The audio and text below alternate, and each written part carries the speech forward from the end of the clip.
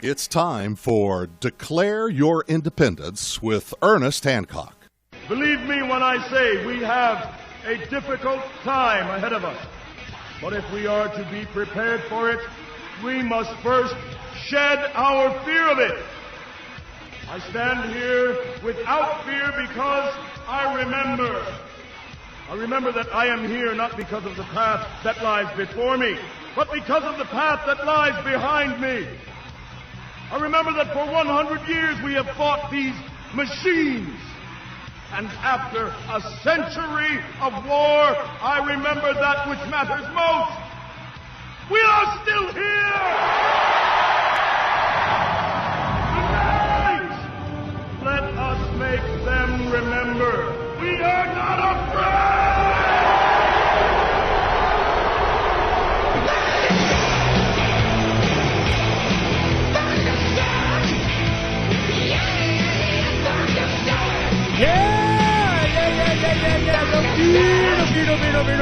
No fear here. Declare your independence with me, Ernest Hancock. Ooh, after this morning's Chump Report with Dr. Phranq, we're going to top it off with we don't like any government, you know. And it was, and Phranq, I was telling Etienne, I go, Phranq was really trying to get me into. Now, Republicans aren't going to win the midterms, and they're abandoning Trump. And then last night I did a show with Insider and the Republican Party, how the consultants are abandoning Trump, and it's all about J.D. Vance and the big tech bros and whoever. And I'm like, I don't know how many times I got to say this, but I don't care. It doesn't matter, and I don't give a crap. But Phranq is, he's off the Trump train. Well, this has been Etienne's big thing, man. I can't believe he's come around. He's joined the sane people. And to me, it just doesn't matter. I don't give a crap. I'm just so sick of all that. It comes down to general public opinion. Mm-hmm. It comes down to individual anarchist decisions you make every day from the time you set your alarm clock to when you go to bed. I mean, it's just, you're in control of your life unless they put you in a cage or in shackles. So it's just a mindset. Well, that is where Etienne comes in. Government, the biggest scam in history, exposed. And it's a great book. I got a copy right here next to my heart where I always keep. I'm sitting here looking at it. And it has been very effective, and it's a visual thing. It's like an infographic book for your coffee table. That's what it's like. But he's got a new book that's coming out now that we want to talk about. To see the cage is to leave it. 25 techniques the few use to control the many. Okay, well, there's nobody better than Etienne to tell us all about it. All right, say hello to the audience and tell me what's up, man. Share. Well, first of all, I just want to say I'm glad to hear that Phranq is finally off the Chump train, and hopefully we can rename the whole thing the Chump Report, which I've been calling it for years. And I don't know if you remember. Yeah. But I got so mad at Phranq for pumping up that buffoon that I came on a couple of years ago and I debated him on this, and I predicted that ultimately it was going to come out that Trump was going to betray the Republican base. He was going to become absolutely positively clear to everybody that Trump is in on it, that he is part of the problem, not part of the solution. And it sounds like that moment has finally come, and I have been vindicated, and now we do not have to listen to Phranq pump up that obvious controlled opposition puppet Donald Trump anymore. The one thing that I want to have this discussion before we get into your book is that I don't think Trump was in the deep state, but I think he wanted to be, And the fact that he's out of it and he's done a lot of things like recently got out of a bunch of United Nations crap. It's like, we're not part of that anymore. We're not doing that. And he does this, he does that, he does a lot of just stuff. But invading Venezuela, taking the president. That's some balls right there. And, the Iran thing and, just manipulation of the economy, going after Jerome Powell. Not like he doesn't need to be gone after, but I mean, it's you're not lowering interest rates enough. We need more lower interest rates, which is going to trash everything. You raise it, trashes everything. You go more debt, trashes everything. $1.5 trillion military budget, and Pete Hegseth goes to SpaceX, and we're going to be spending lots of money. We're going to do it efficiently. We're going to rule the world with our, F-16s or whatever. I am more certain than ever that Freedom's Phoenix is coming. This is what we've been anticipating. This is what the whole thing was about. From the ashes of Lady Liberty's torch, Freedom's Phoenix, the rebirth for my grandchildren. This was all planned by Donna and I back in earlier when we decided to be activists and do this stuff. We knew that by the time, this is late 80s, 90, round in there, and by the time our young children, then the oldest was probably 4 or something like that, and we have 4 children. We just had our 4th. And I'm going, by the time they're our age now, which is like late 20s or something, this won't be the same country. And that was 2012, I think, or 2016, around in there. By that time, it was clear that there was no paying off the debt. It wasn't going to get clear. It was not, we're done. They're going to do something. They're going to, I don't know, print up $1 trillion titanium coins or something, whatever the hell wind up crap they pull out of their butt. Then I was hoping that it was going to, Freedom's Phoenix was going to be our family, my grandchildren, that they would be part of the rebuild. They would be part of the prosperity that would go again. The fourth turning will have completed and we get back to liberty. And we go to, but there are signs of when that's going to happen. A lot of it's financial and so on, but a lot of it is just general public opinion. That's where you come in.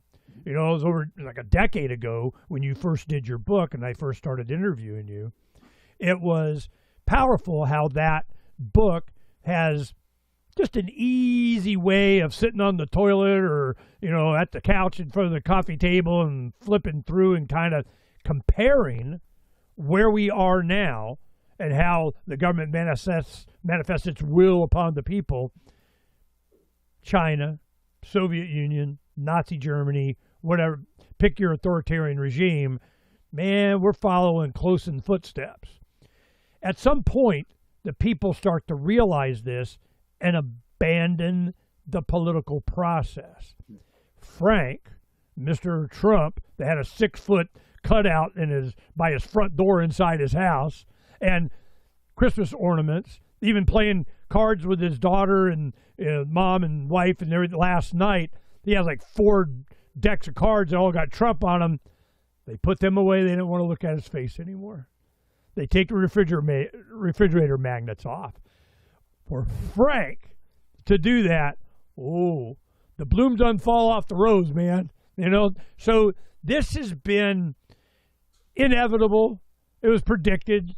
It took me 10 years to help them figure it out. But this has been really America.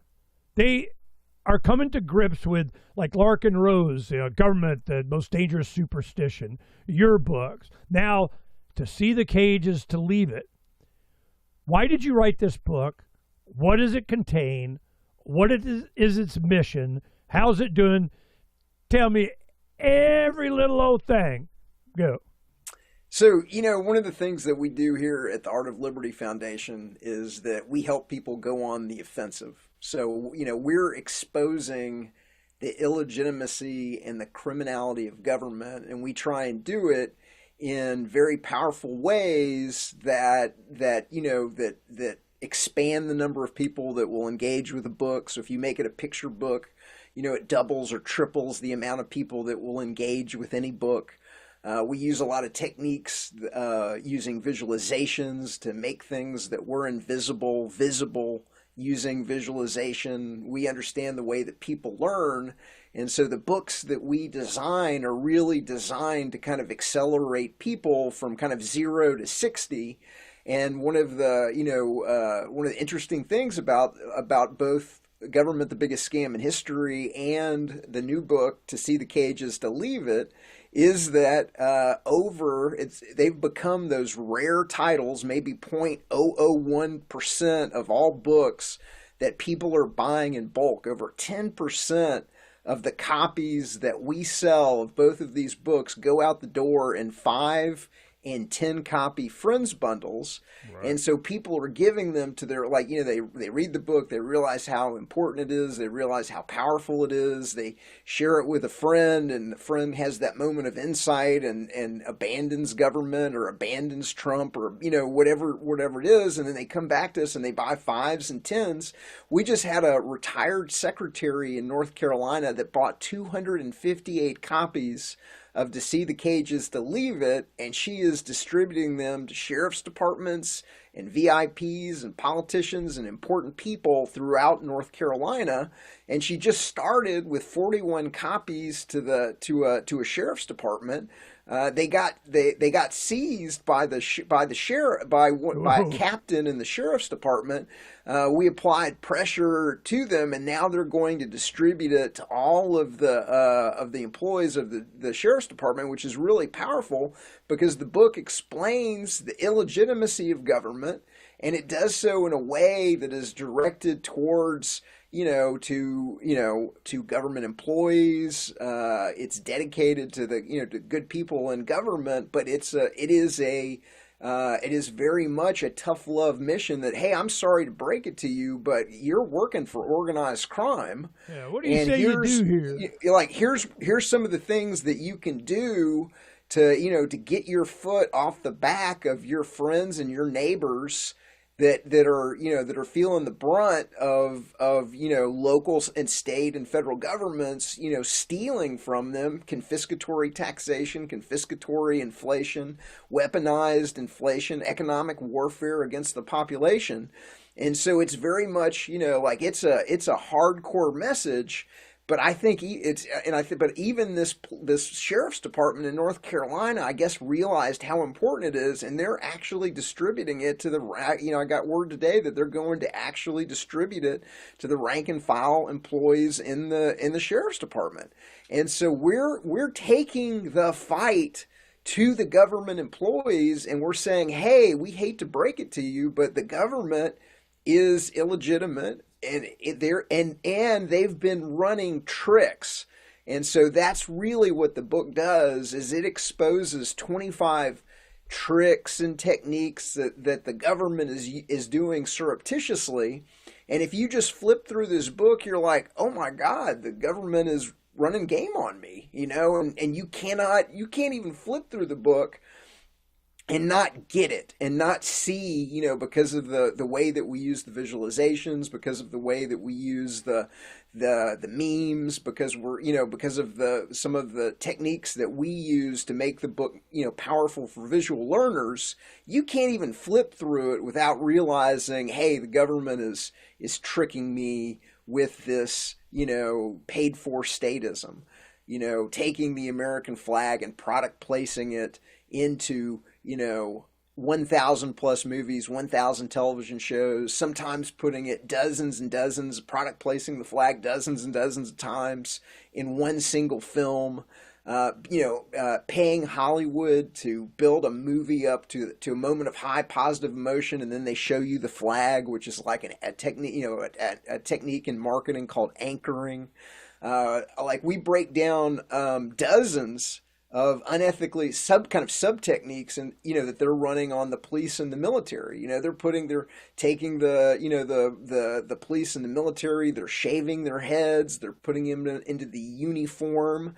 Uniform is single form. It replaces an individual's identity with a grouped identity. They shave the head. They compact these guys into a artificial group dynamic. They segment them away from the rest of the population to troops and military bases, where they put them through quote unquote basic training. They take the doors off of the stalls in the Marine Corps, so you don't ever have a second.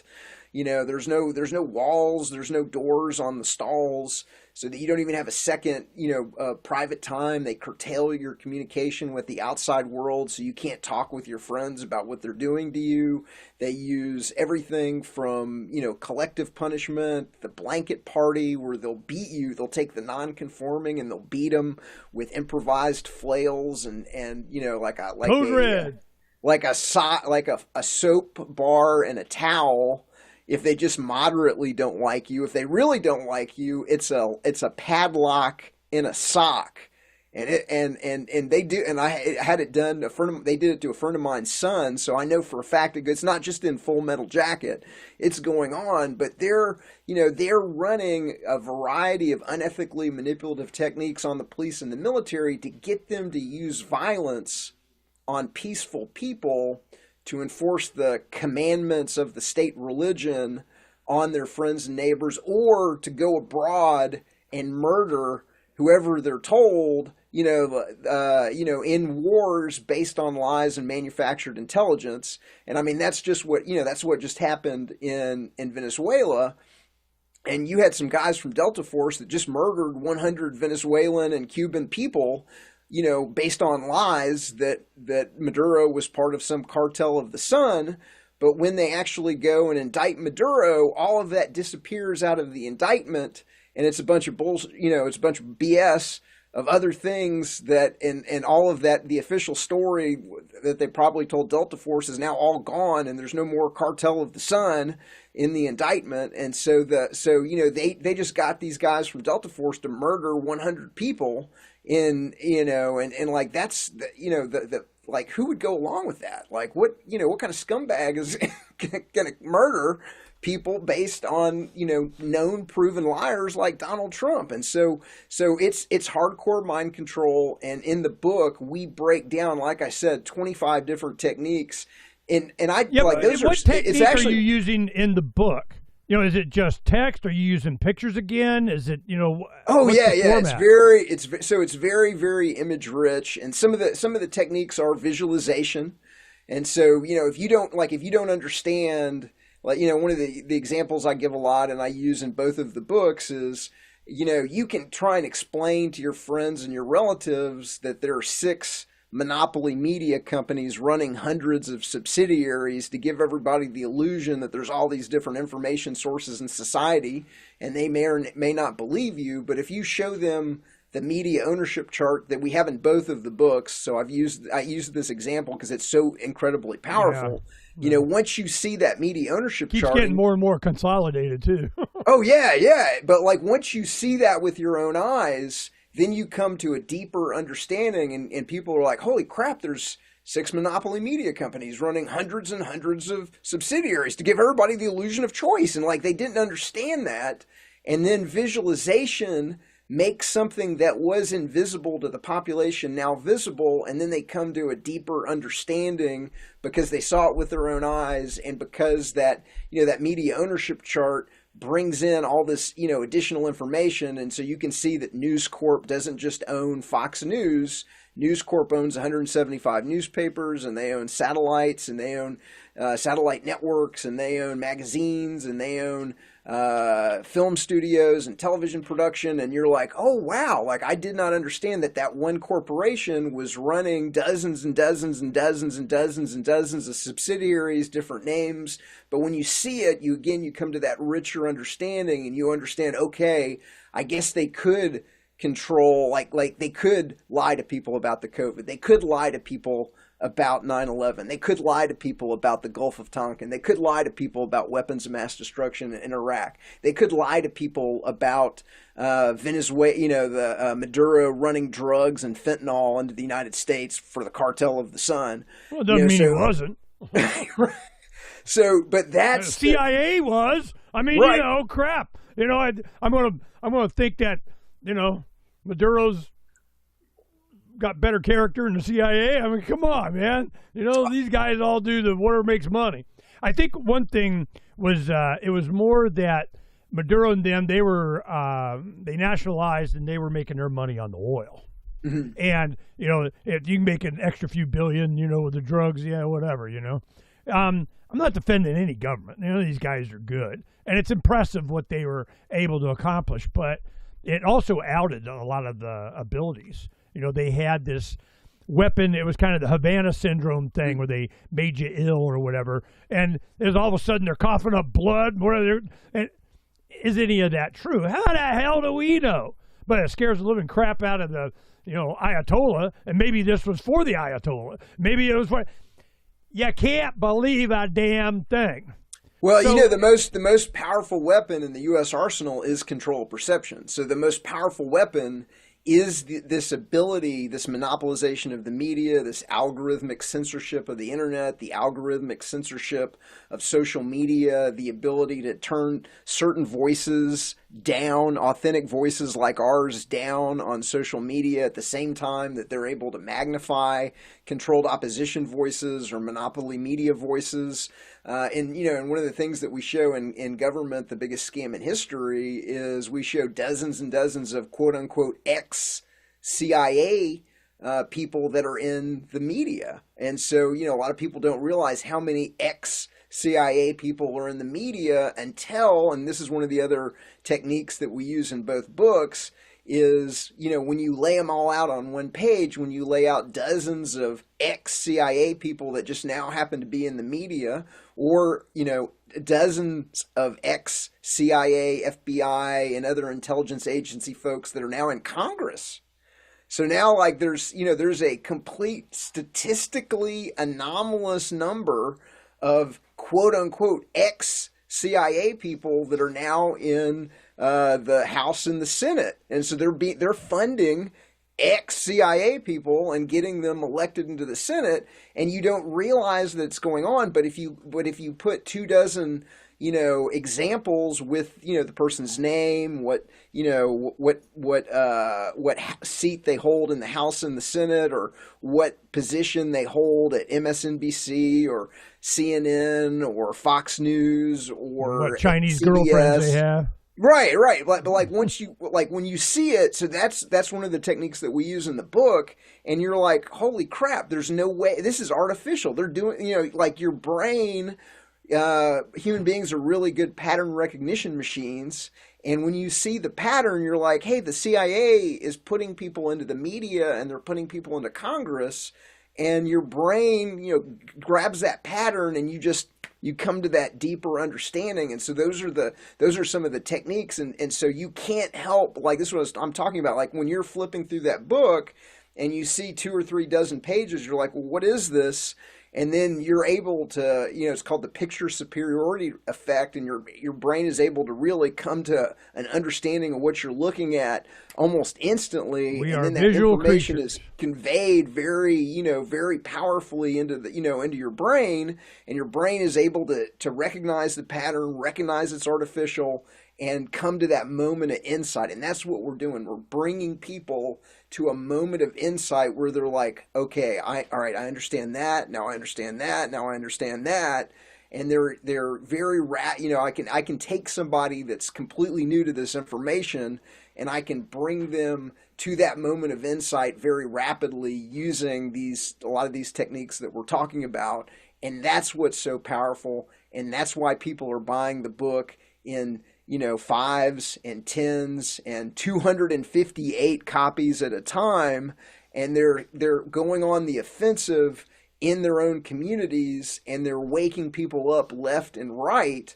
And we call that at the Art of Liberty Foundation, we call that the one-way revolution, because the government can only trick people. Like the magician can only fool you until the audience understands how the magician does the trick. And then once the audience understands how the magician does the trick, then the trick loses all of its power. And so that's really what we're doing, is we're exposing to people how the magician does the trick, and then they're out. Like, nobody likes to be tricked, nobody likes to be fooled, nobody likes to have pimp game run on them. And so once people realize the government is running these unethically manipulative tricks, I like to call it pimp game.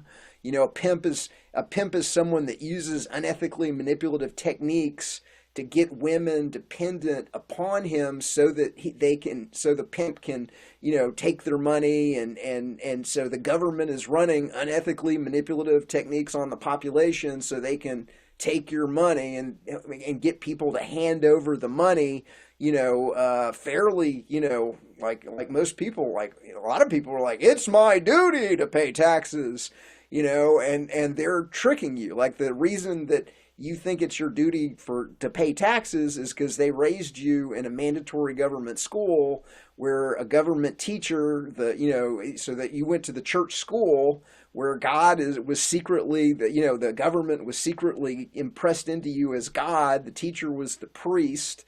The school was the church. The holy document was the Constitution. The religious symbol was the flag. The president is the Pope. They're going to take you to Mecca, Washington, D.C. in, middle school. They're going to take you into the cathedral of the capital that looks like the Vatican for a reason. They're going to take you to the temples along the Potomac. They're going to show you the deities. It's going to be hushed and reverent, and they're tricking you into paying your tithe to the state religion, and then that's really what we're exposing in the new book. It's a hell of a lot more than 10%. Right. They're taking, they're taking over 50 if you include the inflation and the hidden taxes. And so they're taking over 50% when you include the inflation and the hidden. When I say hidden taxes, every time you get a beer, every time you pay your cell phone bill, every time you pay your cable TV bill, every time you get a plane ticket, every time you get a gallon of gas, every time, they're endless. It's endless amount of hidden taxes. Now it's the tariffs, which is unless you have gold-backed silver, junk silver, and maybe some cryptos, which are Bitcoin's turning into GoldmanSucks.gov coin, which is what I predicted years and years ago. I'm just like, look, man, if they can, here we go. So crypto offers a lot. We're working with Xano to try and provide an alternative to their lies and what the promise was, made to us. And I wanted to mention this one point, you're talking about this. And the main thing is they legalized propaganda. It used to be illegal. You can't propagandize the American people. So even after 9/11, what they would do is they get Rupert Murdoch to publish something in his Australian newspaper, then go on Face the Nation Sunday morning program of Dick Cheney Rumsfeld or something, and they get up and they say, oh, well, the article here and said, and they said and did and said, and then the New York Times gets to report on what he said that Rupert Murdoch published in Australia, and it's all BS. Mm-hmm. During the Obama administration, I don't know if it was legislation, it was executive order. Yeah, we can bullshit the American people a little bit, okay? It is legal now to propagandize the American people. Right before Sandy Hook, that passed. Maybe doing it. Yeah, that happened right before Sandy Hook, and I think Sandy Hook was the first large-scale, we're going to run a information operation on the American people for gun control, and we're going to sign people to national security letters, and we're going to run game on the population. Okay, this is a good point. You bring up a good issue there. We covered that, and it seemed kind of fishy. They got people in a loop walking around, making it look like, a bunch of crazy stuff. And then, of course, Alex Jones comes up and does blah, blah, blah, blah, blah. Well, he goes to they sue him into bankruptcy or whatever. We win. Alex Jones admitted that, it was real and all the kind of, and whether it was or wasn't, it's not even the point. You're right that they were using this as a gun control thing. Mm-hmm. Then you get into things like the Las Vegas shooting where there was a lot of people there and they got cell video and they, this is not what they said. This didn't work. This guy, pay no attention to what happened. That issue goes away. Mm-hmm. Then they get Trump to do the ban on bump stocks. That'll fix it, Well, Trump famously said, we take the guns first. And so, one of the things that's unique about the Art of Liberty Foundation is we're willing to say things that other people aren't willing to say. And one of the things that I like to point out frequently is the Constitution was either a dumb idea or a complete scam from the beginning. And when I say dumb idea, it's like it did not work. It did not protect rights at all. It does not protect even the basic natural law human rights outlined in the Bill of Rights. And it has not been able to limit government at all. We've got the largest government the planet has ever seen, and people are now taxed at over 50% of their income, including inflation and all these hidden taxes. And one of those natural law rights that it has not been able to do to protect it all is the right to bear arms. And so there is no in Maryland with red flag laws. There is no Second Amendment. You do not have a Second Amendment if a judge signs off on a red flag law. They've done it thousands of times in Maryland now, and other states, are having red flag laws come in. But for your audience that doesn't know red flag laws, a judge, your neighbor or a police officer can go before a judge and just say that they believe you're a danger to the community or because your ex-girlfriend or wife or whatever, and because your neighbor told them, or your sister-in-law or your brother-in-law or somebody, or they saw you with a gun or whatever it is, and then they can knock on your door and they can take your guns. And the first guy they tried it on, the number one first guy thought he had a Second Amendment, and so he put up a struggle, and they shot him dead, and they took his guns.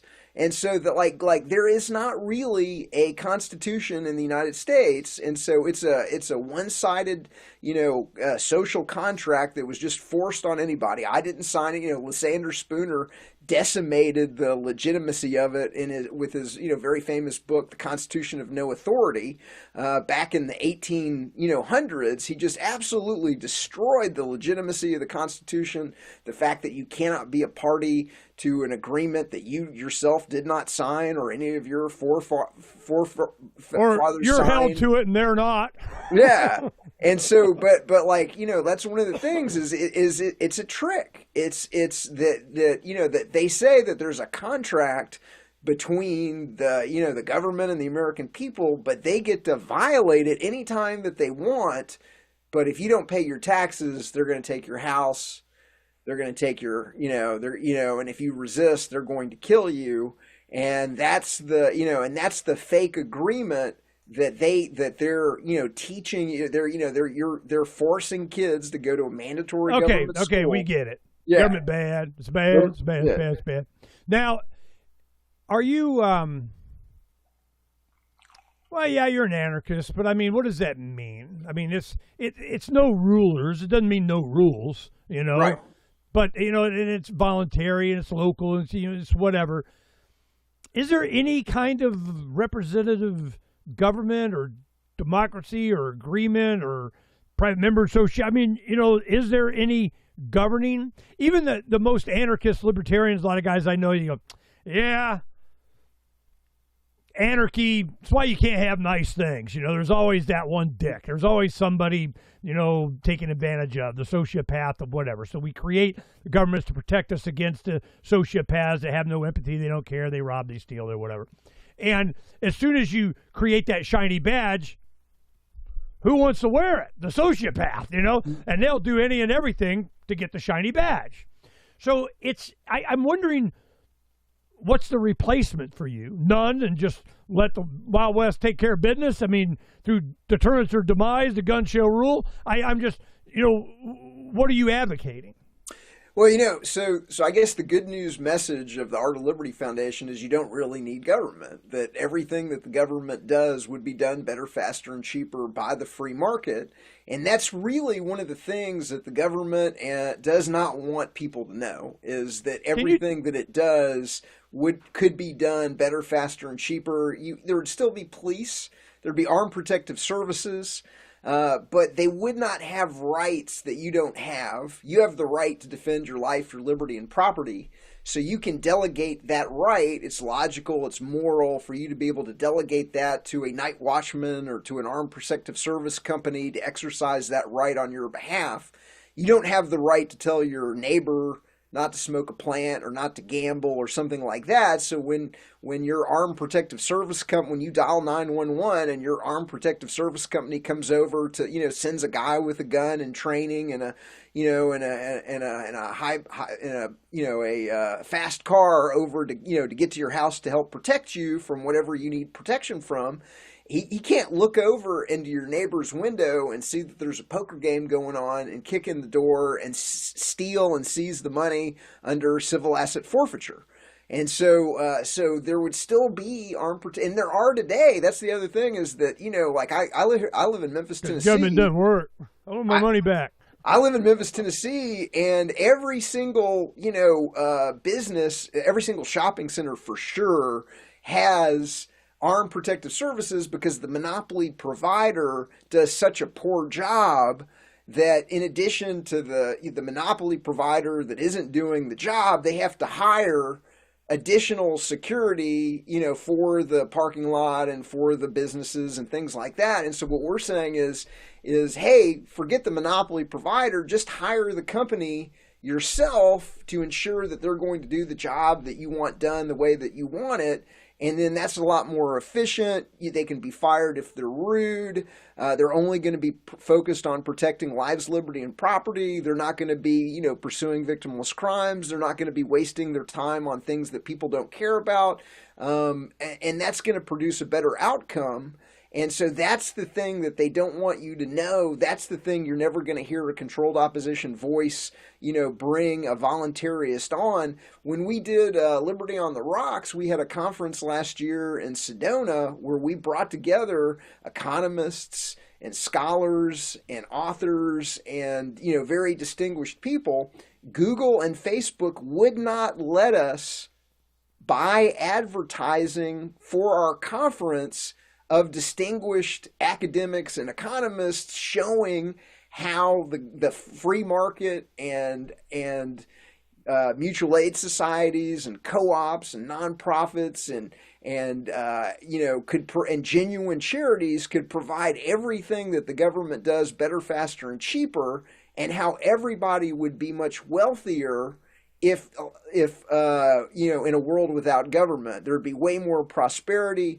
The money wouldn't be losing value in a free market system. The free market isn't going to choose the money that is losing over 10% of its value year over year.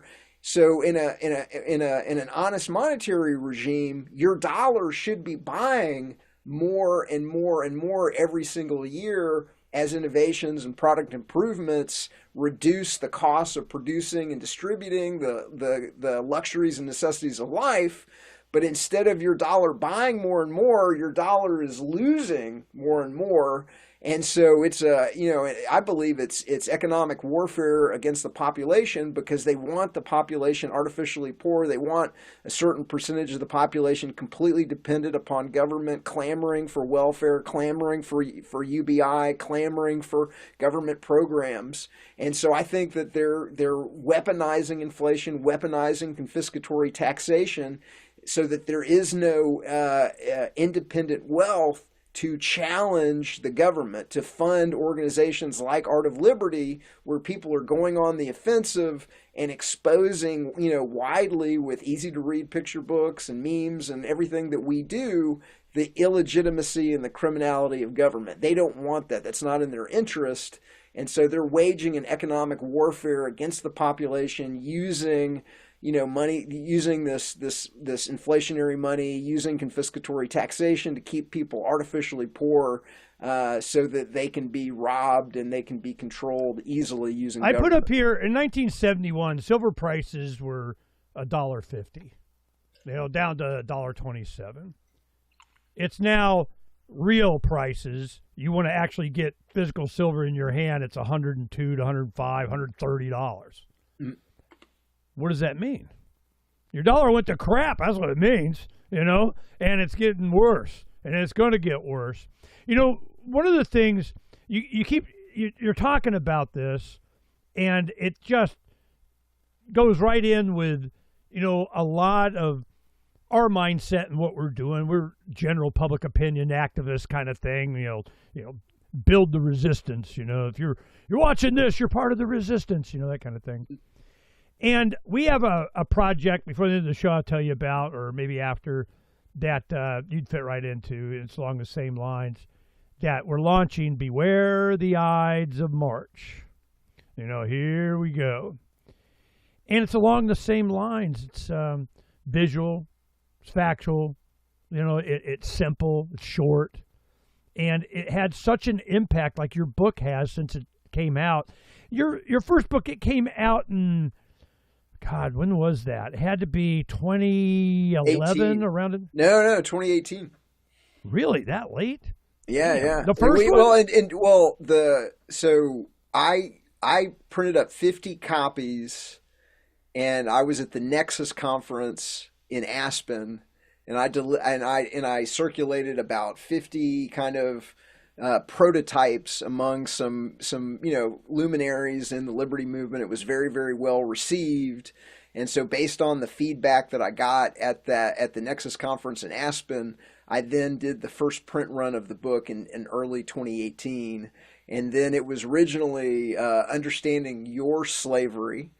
And then that didn't focus group too well, so it became Understanding Our Slavery. And then that still wasn't good. And so really, when we changed the title to Government, the Biggest Scam in History, and we changed the cover, that's when it really took off.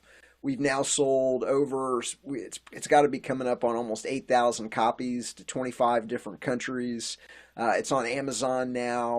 We're like I said, over 10% of the copies that we sell are 5 and 10, pack friends bundles where, donors to the Art of Liberty Foundation price support it to be able to get it, to get copies, lower than $10 a pop. To See the Cage is to Leave It is even cheaper because it's a smaller book. It's in many ways it's more impactful because it's. How much is it?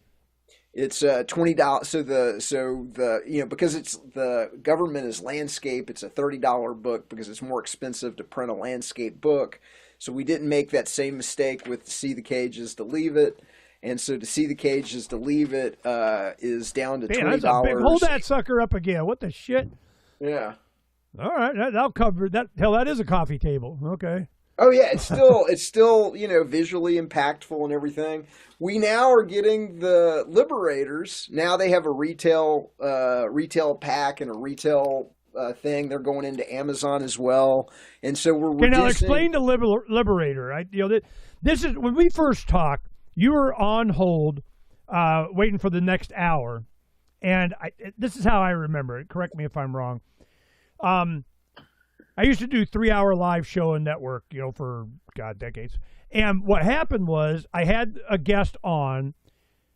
Howard was, in the waiting room, for that, and he heard something. What it was is this group was getting donated extra corporate, nobody wanted it, whatever, memory sticks, and they were putting on Western movies. I don't know, John Wayne, Noel Yeller, whatever the hell it was they, thought would have an impact and get watched and kind of expose them to Western culture in North Korea.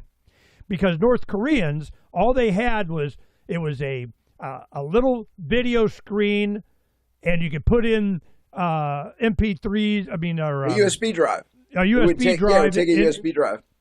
So they put it in there, and they were asking for donations, and then they would load them up and, I don't know, parachute them, smuggle them, whatever the hell they did, torpedo, submarine, carrier pigeon, something into North Korea. And this is run by a lot of South Koreans. So I was emphasizing that, well, that's cool. That's kind of activism that we do, like dropping Philosophy of Liberty DVDs in Arabic on Tahrir Square during Arab Spring kind of crap.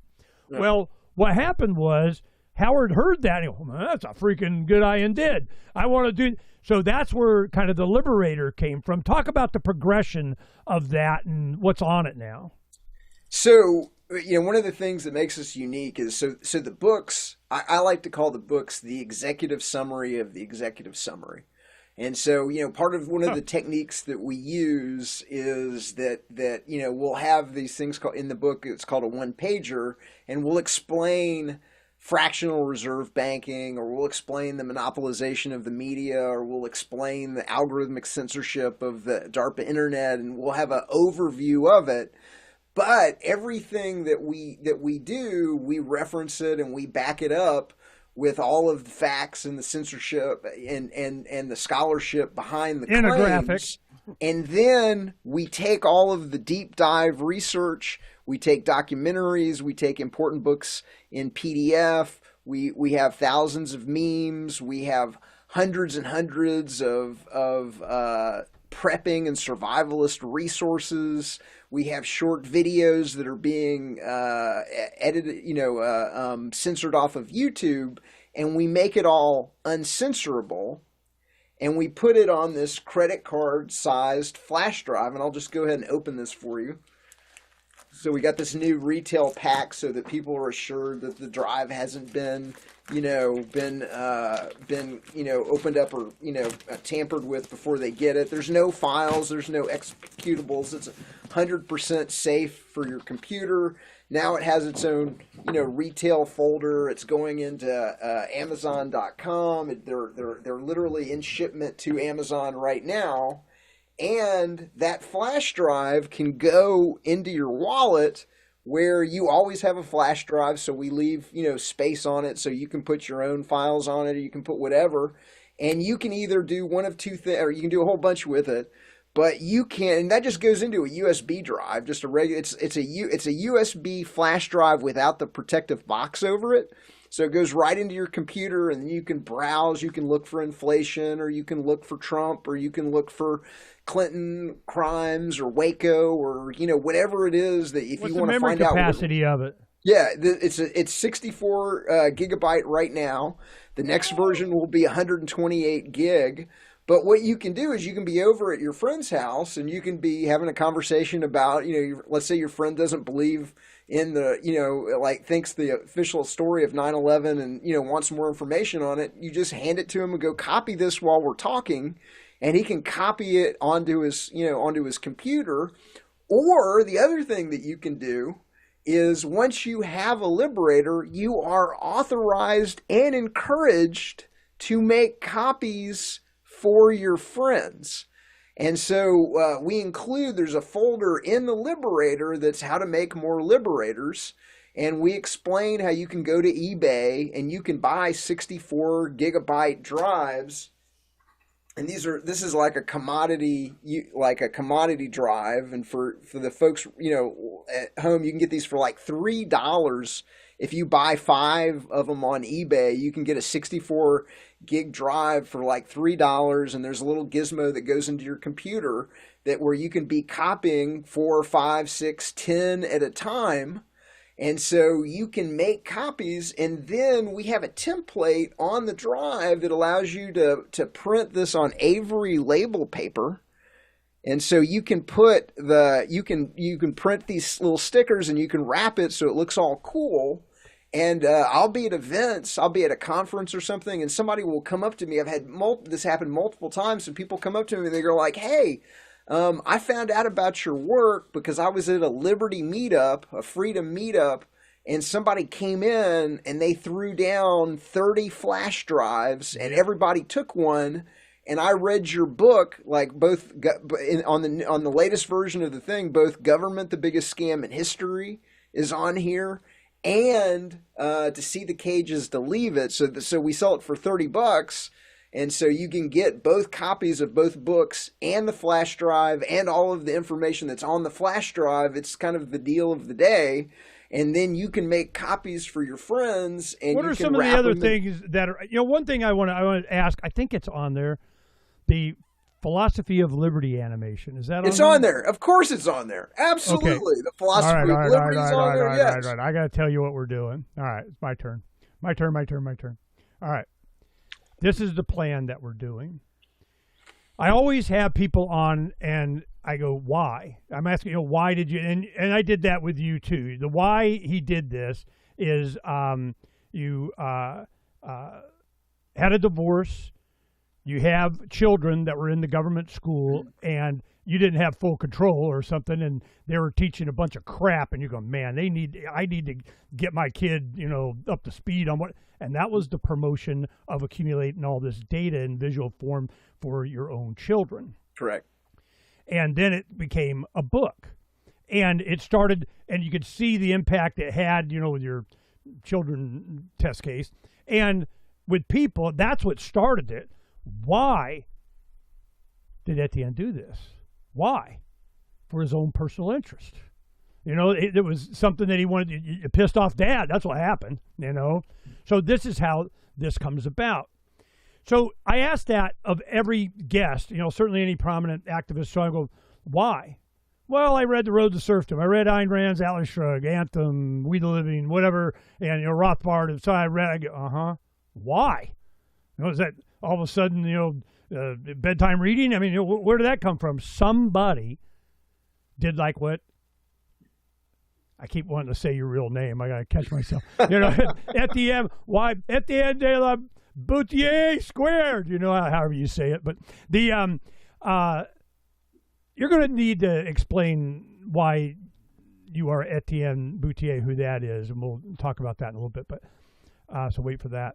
But the doing this kind of activism really gave you a way to vent and correct a wrong that you saw that was motivated by your children.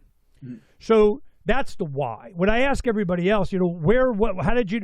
And it always came back to that philosophy of liberty video. I go, yeah, but why did you read? Well, I saw this video. What? And it kept coming up. At the end of last year, it was like October or something, I was interviewing, that's a long story, but I mean, one guy, he was from Uganda. And he's like, well, philosophy of liberty. Man, that thing keeps coming up. So I go to AI and I say, how many times has this been viewed? 16,000. Bullshit, okay? And it started in 2013. Bullshit. This has been around since the 90s. So we made a lot of great use of that video, just like you have with your Liberator and all. And of course he's going to include that in there. Well, we did it, translated into Arabic, dumped it all over Tahrir Square during the Arab Spring, and that exploded in the middle of whatever. We've done it in Hispanic. It has like almost 50 languages that thing is translated into. Mm-hmm. James Corbett and I do a regular, I know he's interviewed you, he's a big fan of your book and so on as well. What happened is that we were doing a show, we do one every other week for years, and I go, we need to resurrect that. We need to let's get Ken Schoolin on.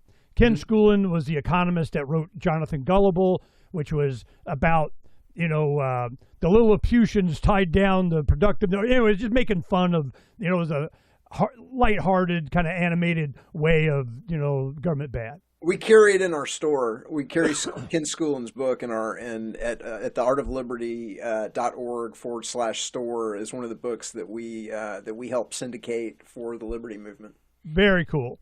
Now, this is what happened. The Soviet Union broke up. By the early 1990s, all of a sudden there was one guy, he was traveling, he met a guy, he's now like a billionaire grocer or something, but at the time he was just a tour guide. And a young man, and he goes, this is what we need. Jonathan Gullible, but they don't understand the concepts of what you're talking about. We need a preface to even understand what the hell the philosophy of liberty is even about. It's about self-ownership. So he wrote that, and that first translation of that and Jonathan Gullible was in Russian. And the reason is they don't understand property rights, tax. What the hell are you talking about? So he had to have this done. Then a young guy from Canada, he was a young computer geek kid. He went by Lux Luker, and he helped us, when I first started doing radio in 03, editing or whatever. He was just an activist trying to spread the message like we are using his skills. We created a flash animation, which was, tech back in the day. And it was very simple. It was 8 minutes, and it just, no words. It was just music, and it had text going, and it explained it very succinctly, clearly. You can't argue it. Mm. He did that. Russia had a big impact. Now it's in 50 languages, and we're resurrecting it. So this is what we're doing. Beware the Ides of March. Mid-March, we got, had to get a domain, and I got, okay, there, what's liberty? What's the root of liberty? Libertas. It's Latin for, liberty, kind of whatever. Libertas.earth. Oh, I like that one, so we get that. So we're putting all of the translations. Here, I think, did I put it up here? This is what it looks like. Now, this is Jonathan Goebel, Ken Coulin's site. This is the animation that we're talking about. It's very simple. The philosophy of liberty is self-ownership. Now, it's translated in a gazillion languages here. Look at this. I mean, it's just, so what are we doing? We're taking this and we're putting all the language and everything into IPFS so it can't be deleted. We're doing QR codes to it. We're doing printed material, and we're going to have people such as Etienne on all the sites. I got people all over the world that are ready to put this up in their language and promote it everywhere as an activist thing, just like you're doing your Liberator. What I encourage is on that Liberator, you might take and just put the QR codes on one page of all of the languages so that they can share it. Sure. So I'm going, okay, this is what we're doing. We're setting this all up. We're putting it up. And I decided not to try and even do it before Christmas because everybody's Christmasing. But we're starting to load it up now. And mid-March, we're launching. Is it going to be search engine? Don't care. They're hiding it now anyway. So what are we going to do? We're going to make sure that it's activist-driven, the same audience, the same techniques, the same mindset as Etienne. This is, Liberty International's on board, Corbett's on board. Hell, I got Momento Libertario out of Italy and Europe is on board. Students for this and, Young Americans for whatever. Ron Pauli, here we go. Because you go to AI and they go, that's only 16,000. I go, bullshit. I got that many hits on my site. I go, what are you guys talking about? So this is what's coming, and it's just right in line with how you do it. And you already have it. I'm like, here we go. We're going to have us some fun. So we can cross-promote on this thing. Now, I want to make sure you knew about it because here it comes. Yeah, so number one, I've got the English version already in the Liberator, and I probably have the PDF of Jonathan Goebel in at least the English PDF in there as well. But I'm going to 128 gig on the next version of the Liberator, and so I could easily get all 55 languages on there. And that's one of the things that we're doing at Art of Liberty too. And so I did Corbett. I did a great interview with Corbett on the new book, To See the Cage Is to Leave It. And one of the things that came out of that interview is I got contacted from people around the world that said, "Hey, I read the book and I want to help." And so it's being translated into right now Latin American Spanish, Castilian Spanish. We're about to release those next week. It's been translated into German, French, and Greek. And I've got a guy that wants to do it into Dutch, and so we're going international just do it, too. We're pushing a button. Yeah, we're going international too, and so I'm happy to help you with your project as well, and I'm happy to get that onto the next 128 gig. Well, that gives us an opportunity to cross promote. See, the other thing is that you don't even have to put the whole thing on there; just a QR code for the language and the graphic, one page. It'd take almost nothing in memory. That's the reason why we're doing it that way. Mm-hmm. It's just you click on it, it goes to IPFS hash, it can't be deleted, taken down, because I am so sick of this deplatforming bullshit. Well, this is why we created our interface with IPFS, to be able to do that. This show goes up on there, they can't take it down. So this is, I'm with you, brother. We'll cross promote. We'll get this going, because I see this. It really. Once I started to realize how impactful it has been over, just like your book, just like your Liberator, just like, a lot of the stuff you and I have overlapped on a lot of things, I can see people of good conscience, people that get it, people that have families, people that want to, they're not out there waving their arms around when they're hanging on by their fingernails, but they have a conscience and they're willing to share, certainly with their family. I share a lot more with my family than probably most do, but I try and keep it low key because, oh, there goes Dad again. Papa's doing, whatever. So I'm not allowed to talk politics on the family chat kind of thing.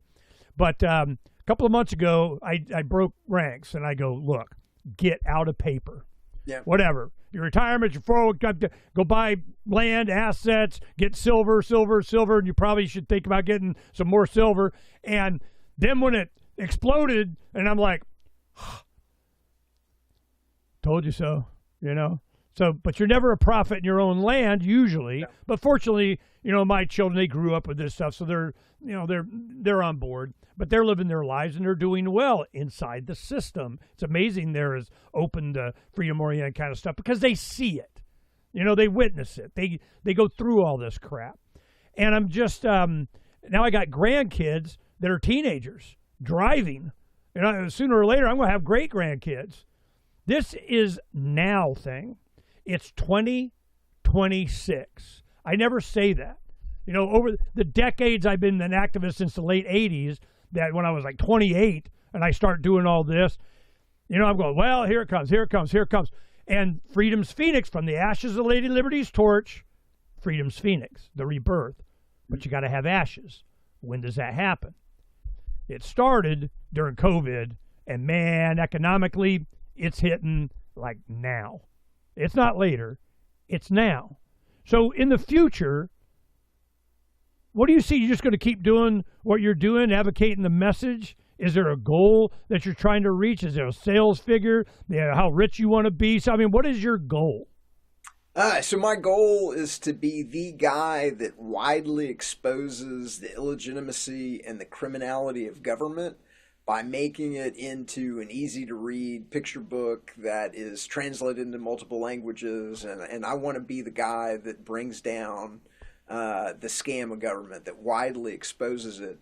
And I really, to your point, where it's public perception is, I think that they've been able, that they've been able to really, using this monopolization in the media and the algorithmic censorship of the internet and the mandatory government schools and the state-run rip-off universities, they've been able to kind of, trick the population into going along with something that isn't in their interest.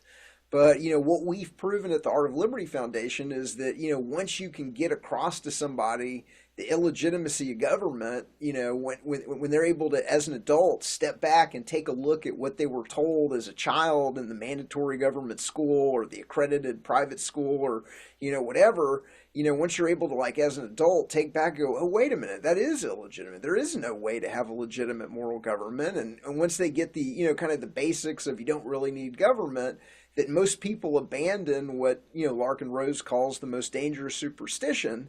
And so that revolution is only going in one direction. Once you realize that government's been a scam, you're not going to go back to getting tricked and being forced into this no-win situation where you just have to vote harder and but obviously who will build the road, elections? Etienne? I need a road. Well, out here in the desert, I tell you who builds it. It's me. That's who builds it. But, I'm wanting to know what your argument for be simple, but what's your argument? Well, so whatever, like I said, the good news message is that we really don't need government, and everything, if you really think about it, what government is government is a provider of services, whether that service is building the roads, whether that service is dispute resolution that they call the courts, armed protective services that they call the police, running the worst train system in the world, whatever it is, everything that the government does could be done better, faster, cheaper by the free market. And if the government wasn't stealing the value out of everybody's money, everybody would be dramatically wealthier, and you would be able to afford whatever kind of education that you want for your kids. You don't have to fight at the school board level, over critical race theory or LGBTQT studies or whatever it is.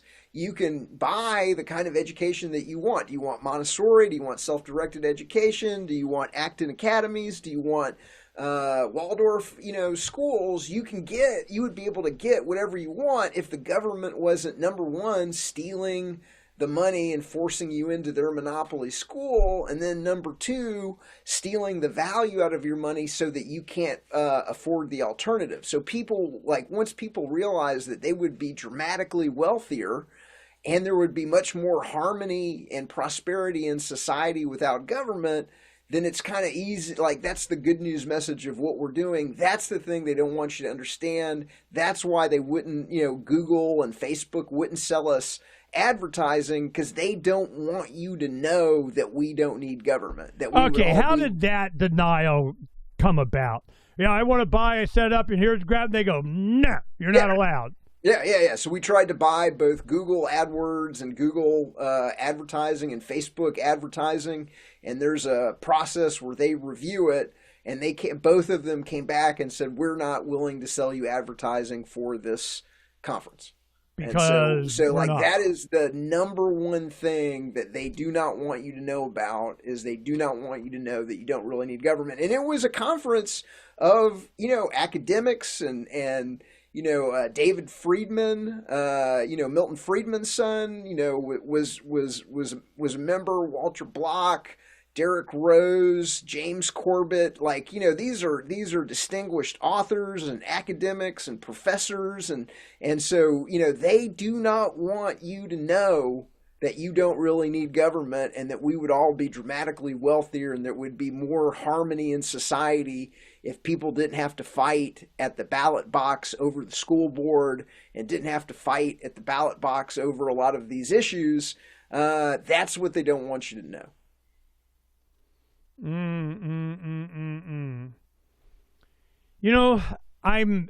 It doesn't shock me, because we had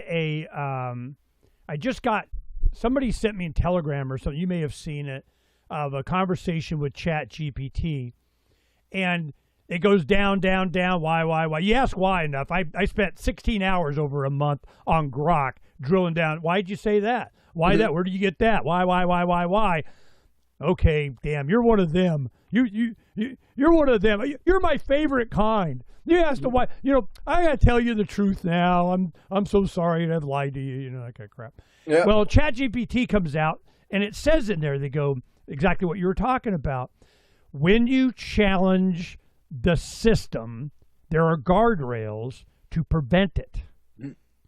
So I don't know if it was a person or an AI went through your content and goes, hell no, this falls outside of you're allowed. Yeah. When you get to that kind of point, what does that tell you, Etienne? It tells me that I'm over the target, is what it tells me. That's what it tells me. I honestly believe that there's a couple of things the government doesn't want you to know. Number one, they don't want you to know that government is illegitimate on its face. Okay, they do not want you to understand that you can never have a legitimate government. You can't delegate a right, that you do not have yourself to a representative representing you to do something that you do not have the ability to do yourself. If I don't have the ability to take your money and give it to charity, then I cannot delegate a right to a representative or to a government to do something that I don't have the ability to do myself. You can't be bound by a social contract that you didn't sign. There's no way to have a moral, legitimate, logical government. They do not want you to know that. And they do not want you to know that you don't really need government, that everything the government does would be done better, faster, and cheaper.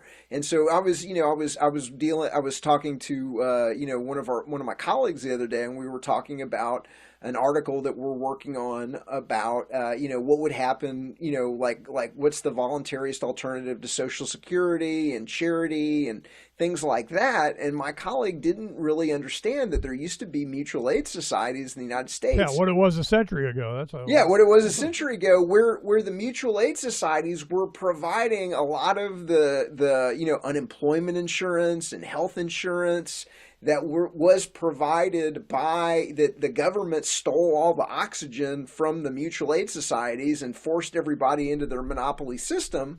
But before people were forced into the monopoly system, there were dozens of different mutual aid societies that in some cases had over 1 million members, apiece, where they would fund doctors. It was called lodge practice, and they would hire the doctor, and the doctor would work for you, for the mutual aid society. So the doctor's interests were aligned with your interests because they were members of the mutual aid society as well. And the mutual aid societies would compete with each other to see which mutual aid society could provide better, benefits. This is going on right now. After, I think it was probably COVID really launched it, but I mean, what really launched it was Obamacare. And what happened, some of my children, even though they work for a large corporation, they buy their own health care, and they're part of it's like a religious PMA, private membership association, and you submit your bill to whatever, and you pay a much lower rate and they enjoy it. It's working great. Mm-hmm. When you do well baby visits, what's the first thing they want to do? Oh man, your kid's not caught up on the schedule. I need to get my boot from Big Pharma, and I need a higher percentage of, we're going to, shoot them up, bring them over here. This has been, people are, even though there's government programs that are there that say they do this kind of stuff, people are abandoning it. It's just like homeschooling. It's homeschooling, healthcare, transportation, I mean, everything. They're going, nah, government doesn't work. Well, then how they make money off of you? Every single transaction that you do for anything, the man gets a cut in the form of taxes, regulation, permits, whatever. I mean, it's just, I went through yesterday, I got a new drone because I wanted to get American because I couldn't get the DJI Chinese one repaired. Of course, the American one's made in China anyway, but I get this, and you can't fly it until you register with the FAA. They didn't tell me that. You got to be a private pilot and take a test and go through and everything. It took me a half a day to go through the crap so I could turn on my freaking drone. I'm like, you guys, ooh, man, the backhand, you killing me. And all I want to do is take pictures out in the middle of the desert. I mean, come on. So I have stacks on top of stacks of reason why government doesn't work, and I want my money back. So that is what I think is coming. Well, a lot of this Minnesota fraud, you're finding out it's just replicated across the country, and California is going to start getting eyeballs on it and everywhere else.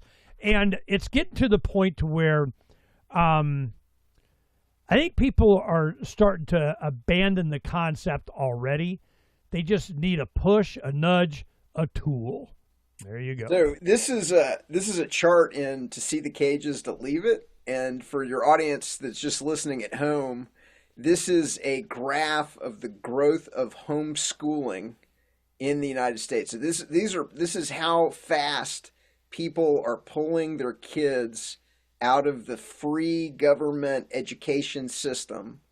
And so it is skyrocketing. There's over 3 million people that have pulled their kids out of the government school system as of, 2021. So it really took off, with the COVID, when people got to see, what kids were being taught because they're like watching right next to them and everything. Like that was the thing that really accelerated it.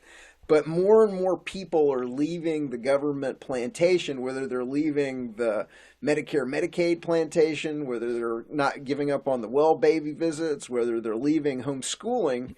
And one of the things that I've been most proud of is my book, Government, the Biggest Scam in History. Multiple homeschooling groups use that in their curriculum to teach their kids about the illegitimacy and the criminality of government and the tricks that the government is using on the population in the schools. Oh, the government and search engines love you. All right. What kind of opposition do you get from the man? Anybody knocking on your door, canceling your bank accounts? The mail doesn't get there. I mean, what do you think? Have you reached any kind of level of opposition from the man? Well, mostly what we get is we get censored and we get shadow banned and we get de-indexed. and we get we've had Google that has literally de-indexed certain investigations that we've done. We can't get our email delivered unless you whitelist us. The people that subscribe, unless you whitelist us. Substack, we were killing it on Substack, and so I don't know if you know what happened with Substack, but No. In July of last year, Andreessen Horowitz and a government-affiliated fund called Bond that was full of kind of ex-DIA and ex-Goldman Sachs and ex-In-Q-Tel bankers put $100 million into Substack. We were going parabolic on Substack, and then right after they got that 100 million, it literally keeled over, and they just turned us off. That's the kind of thing that the main thing that we get. Yep. At one point, it was funny. 2 years ago, they were busting open our mail, and they were losing hundreds and hundreds of our books. And I have pictures of boxes of books that, being shipped to our distribution center, where hundreds of books were, the Postal Service would lose it. So we started putting those pictures on social media, and then it stopped, and that hasn't happened for a while. But at one point they were losing we probably lost $1,000 worth of books. And then it was funny, one of the funniest things that came out of that is the Postal Service actually has an envelope where it's a pre-printed envelope, and it essentially, what they do is they cut the box that has your return address. They cut it out of the box, and then they just take the thing that has the return address, they put it in the envelope, and then you get the envelope, and the envelope says, "We lost your box, your package, and this is the only thing left in your package." And it happens so often that they have a pre-printed envelope that they just stick the piece they cut out, and it just craziness. Stuff like that would happen. I've never been threatened. I've been at conferences where there's been, I've been at liberty-oriented conferences where there's been people walking through the crowd, literally videotaping every single person in the crowd. Yeah, cool. But I've never been targeted myself. I've never been threatened. Nothing like that's ever happened. Mostly, I just get it's an unbelievable level of algorithmic censorship. It's an unbelievable. At one time, Gmail was censoring email where we were responding to people that emailed us, and then it would get censored. Even though, if you know anything about how spam filters and things work, like the spam filter knows that you're replying to somebody that emailed you from Gmail, but they were still censoring us. And so mostly that's what we get. We get an unbelievable level of de-indexing, demonetization, shadow bans, and they just turn us down completely. You know what I think at the end? This is what I think. You want to know what I think? Yeah, you want to know what I think. This is what I think. I think we need to go old school. I think we need to go, pamphlet, print, street, USBs, 258 copies. One person is distributing 258 copies to See the Cage in North Carolina. One single person is distributing 258 copies. Can't censor it. Can't turn off the signal. Can't stop it. Can't, de-index it. Can't demonetize it. There's absolutely no way to stop it. There's absolutely no way to stop somebody making a copy of a Liberator and handing it to. Okay, hold it up there. I want to read what it says. Hold on. What does it say? The double-barreled concealed carry of the information war, getting around internet censorship one flash drive at a time. See, Etienne and I, we're on board. We get it. We've been doing this a long time. This is how it's done. That's done. You know what? Sign everywhere. Sign. It's going to be us. We have to take care of ourselves. And we're not going to, let's go put, we will create this platform and everybody will go over now as Parler. And where'd they put it on? Amazon web servers, and then it got taken off. Gee, what a shock, They go, we're going to do Google ads. No, you're not. We're going to, do email list or cut. Nah, not so much. We're going to.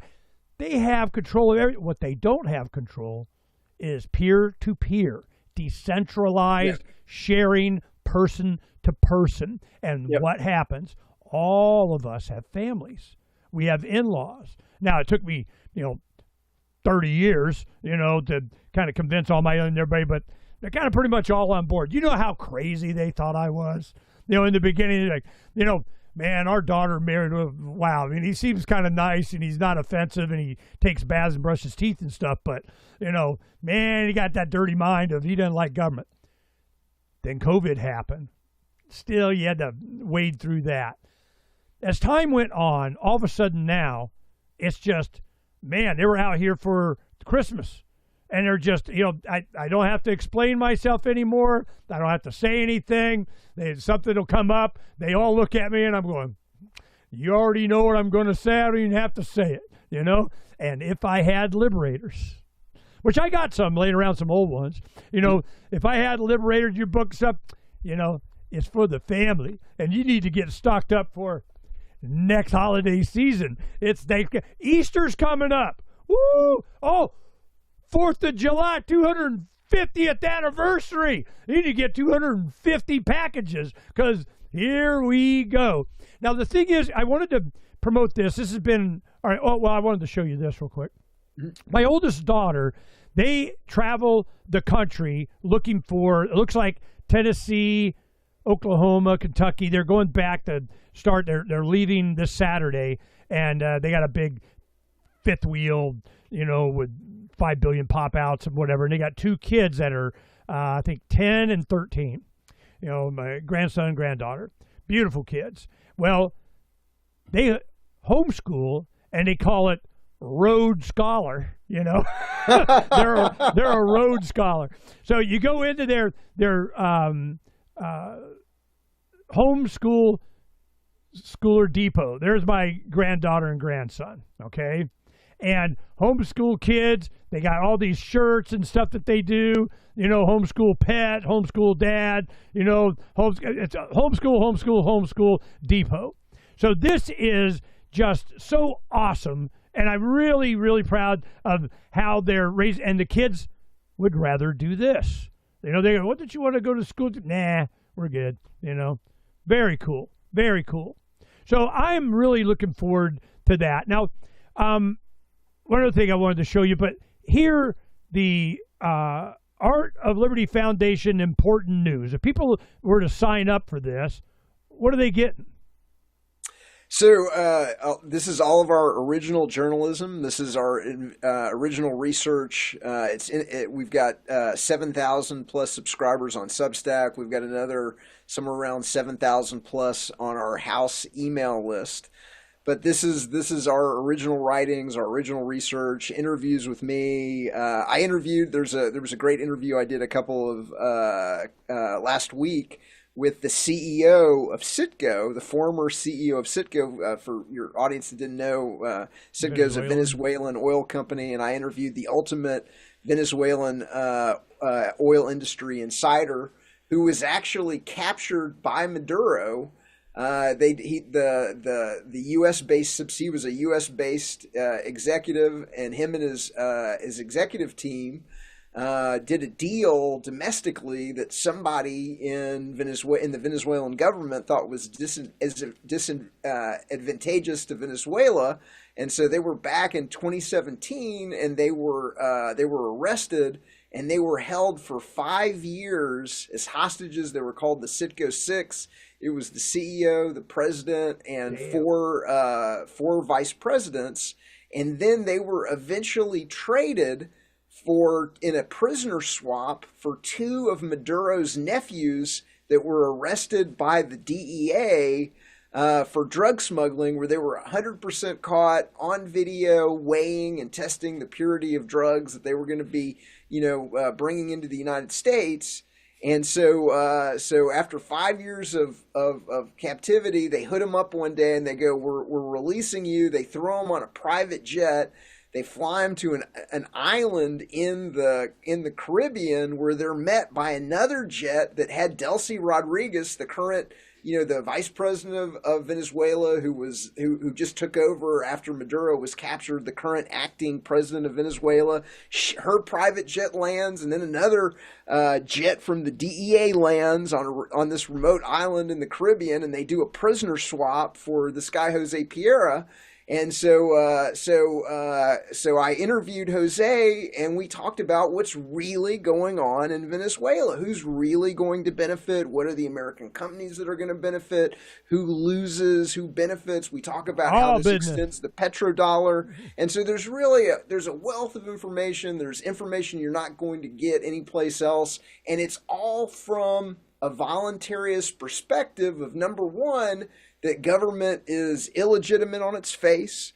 It's undesirable, unnecessary, and illegitimate. And the other thing that we focus on at the Art of Liberty Foundation is that the government, whether or not you believe that there should be a government or not, the one thing that almost everybody in our audience can agree on, and we've got people that think there ought to be a government and it should be a minarchist government, and we've got constitutionalists and things like that, but the one thing that we can all agree on is that the government in Washington, D.C. is being run as a criminal enterprise, and there are trillions of dollars that are going out the back door in the TARP, the TALF, Maiden Lane,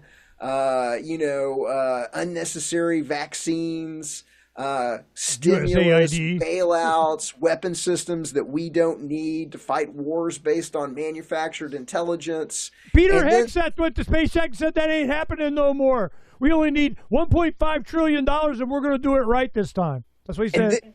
And then the final thing that you're going to find at the Art of Liberty Foundation is real solutions. And so there's a lot of articles where, people are saying, people that are, kind of open to the idea of, well, how would there be, well, could there really, do we really need government? Well, what about national defense? I've got an article about how you have national defense without a government.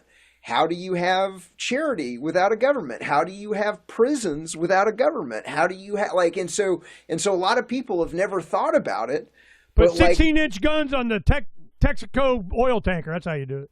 So there's a lot of like a lot of people, when they actually look into, well, how would you have everything that you want without government? How could that be provided by the free market? How could that be provided by private companies? How could that be provided by insurance companies or co-ops or genuine charities? A lot of people are like, wow, I never really thought about that. I guess we could. I guess we don't really need government. This was the benefit of doing political campaigns, because this would always come up. And, when you have at the time you're getting Somali pirates in their itty-bitty little speedboat taking over big giant tankers, are you guys stupid? I mean, how is that even possible? What the hell is going on? So, government's just stupid and incompetent, and but they're in charge, and they're in charge because you're letting them be in charge. Yeah. And what? The one thing I wanted to show you is when you were talking about, no legitimacy of government, all that kind of stuff.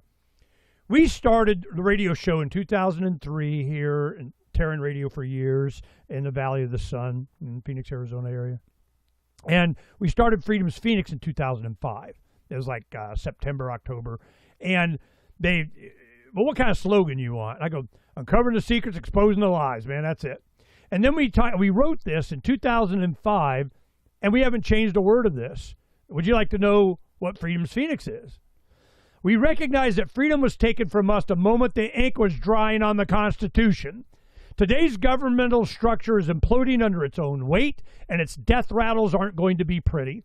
At Freedom's Phoenix, we observe, comment, and try to stay out of the way. We know freedom will rise from the ashes, and we want to make sure that everyone's freedom is never signed away again by those who believe they have the power to do so. Then we go on. But for me, that's why the show is Declare Your Independence. The whole concept was, if you're going to have a government, what's its job? To defend the individual rights of the people. If it doesn't do that, what do you say you do here? They're the ones taking it away. So it's so butt-ass simple, and we just need to share that. Well, we're on the same page. Philosophy of liberty is going to be a thing. And I know Etienne has already used it a great deal. We're going to amp it up a little bit. And I think in the cross-promotion between James and myself and Ken Schoolin and Liberty International and Students for Liberty, Etienne's in. Because he already has demonstrated that he has been. We're going to cross-promote, and here we go. Yeah, I'm already distributing it. I'm ahead of the curve. He's ahead of the curve. He already there.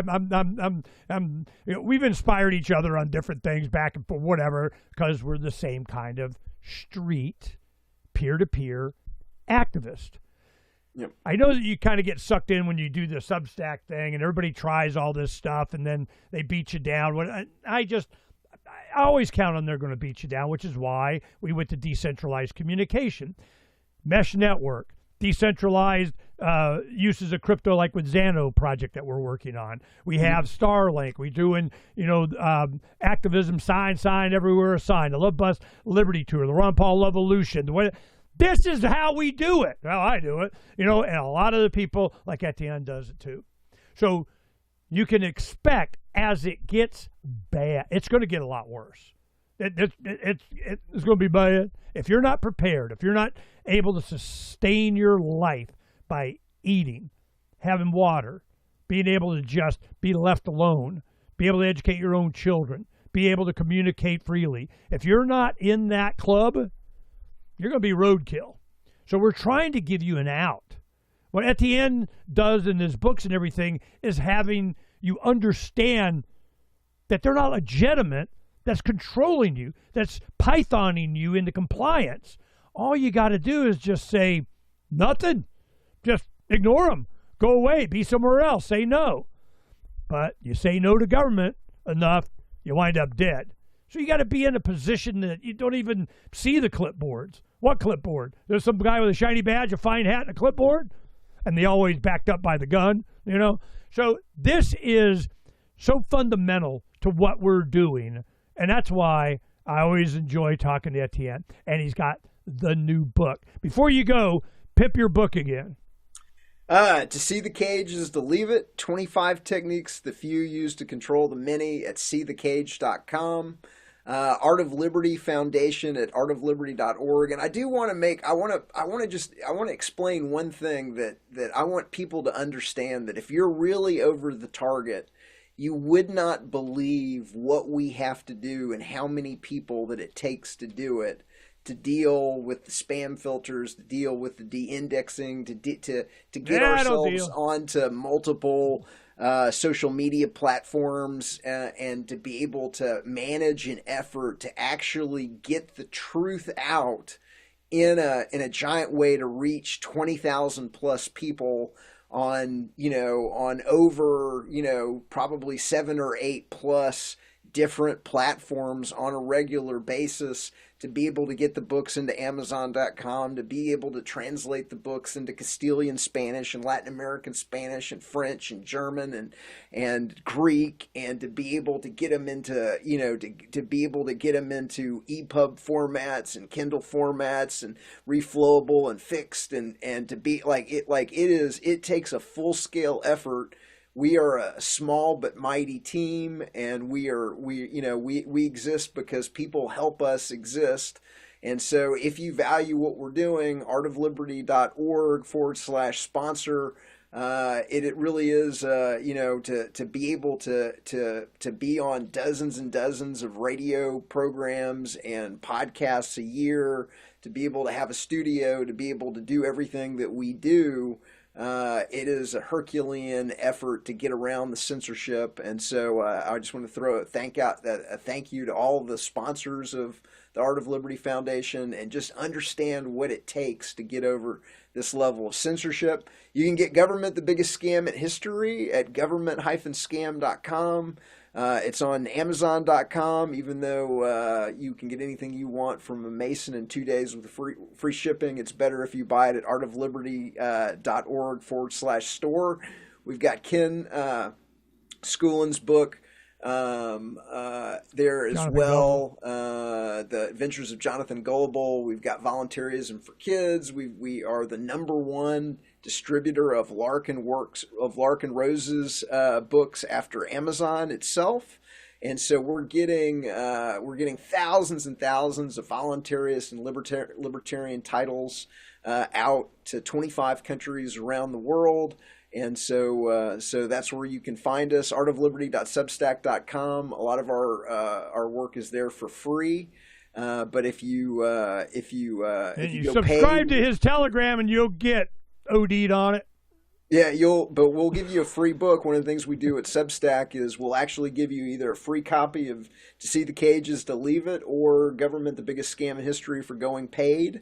And so we're the only Substack that I know of anywhere where you actually get real things for going paid. And so come visit us, and thank you for the opportunity to talk to your audience. It's my pleasure. Yeah, I'm always glad to see, you staying active and doing this. And I'm just so positive waves, man, positive waves. And I don't want to see, there's no central plan for freedom. Somebody bitching about whatever you're doing it wrong. Well, at least you're doing it. I mean, do it. So at the end's a doer. We're doers. Let's do together. I think, I think James will be really happy, to see that we can overlap a little bit on this project. That's going to be fun. And I don't think those are going to see it coming, even though you ever see the movie Billy Jack? You know what I'm talking about? No. In the late 70s, it was Billy Jack was like a martial artist. He was Native American, kind of went, and he did whatever, done that action hero kind of thing. And there was a scene, it was filmed in Arizona, and it took place at Prescott in that square that they have there. Mm-hmm. And it was corruption and government. It was the corrupt sheriff, and he, would take his leg and he'd go like this, and he goes to the sheriff and he says, I'm going to take my right side of my right foot and I'm going to put it up against the right side of your head, and there's nothing you can do about it. Oh, yeah, bam! So I call it Billy Jacking. I'm going to tell the government what I'm going to do. I'm going to tell them how I'm going to do it. And they're going, no, bam! Because that's what they do. They tell you what they're going to do. Mm-hmm. They come out and give you the plan. And I go, but they can't comprehend the effectiveness of it. It doesn't have a shiny tie on it. It doesn't have a shiny badge credibility of it. It's not a government program. It's just peer-to-peer activism, and it has an impact they can't understand because they're sociopaths. They don't have empathy. They don't create anything. They just leech on. They take, and they're willing to do anything to get it. That's why they're successful in politics. How many babies I got to kill to be president? I mean, it's, that many? Okay, I can do that. So this is just what we're up against. And when we do this kind of activism, it is peer-to-peer, human-to-human. We're embracing each other's humanity. And as things get really bad, they really come to the conclusion government's not the answer. And when you got tools like Etienne's books and The Liberator and so on, it emphasizes your morality. It pushes your capacity to convince without confrontation.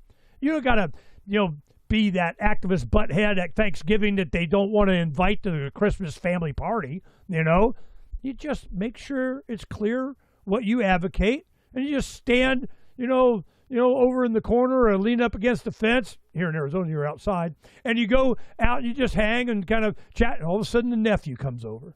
All of a sudden your brother-in-law comes over. Hey, did you hear about? Well, of course you did, but you go, what? Really? Where'd you hear it? What do you think about that? Oh, heavens to Murgatroyd. Because they know to go to you, that you understand the revelations that they have themselves. But it takes years, and it takes tools like what Etienne has for you. Go get some. Go order your couple of hundred books. Go say hello to your legislators. Not that it'll do any good there, but maybe the secretary will read it. So this is great activism. Thank you for being there. Thank you for coming on. We'll be in touch. We'll make sure you get the files, man. Fantastic, and thank you for doing what you do, and we will talk soon in the future. Absolutely. Peace, brother.